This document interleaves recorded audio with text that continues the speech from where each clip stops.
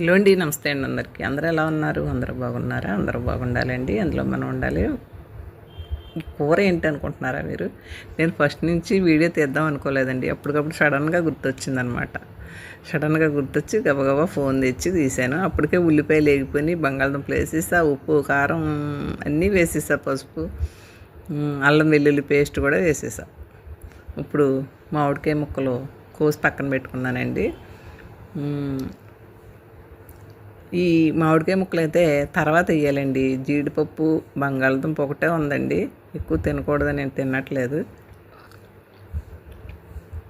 ఈ ఉడికిన తర్వాత అప్పుడు మామిడికాయ ముక్కలు వేద్దామండి. ఎంచేతంటే ఈ ఉడకకుండా మామిడికాయ వేసేసాం అనుకోండి, ఇది జీడిపప్పు ఉడకదు, బంగాళదుంప కూడా ఉడకదండి.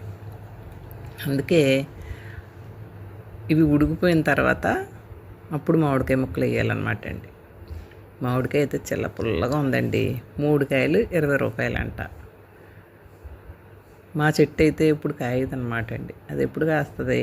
ఈ కాయలు అయిపోయిన తర్వాత మాకు చెట్టు కాస్తుంది.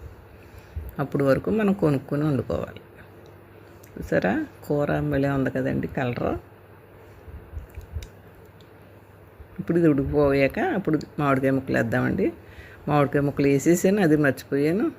ఉడుకుతుంది కూర. చూసారా, ఇవ్వండి. వేడిగా తినేద్దాం అన్నం. సూపర్ ఉంటుందండి. ఇలా మీరు ఎప్పుడన్నా వండారా? వండి చూడండి. మామిడికాయ జీడిపప్పు చాలా బాగుంటుందండి. చూడండి, తినేద్దామండి. ఇంకా భోజనం మీరేం వండారు ఈ వార కర్రీ చెప్పండి. థ్యాంక్ యూ అండి. ఈ వీడియో నచ్చితే లైక్ చేయండి, షేర్ చేయండి. థ్యాంక్ యూ అండి అందరికీ.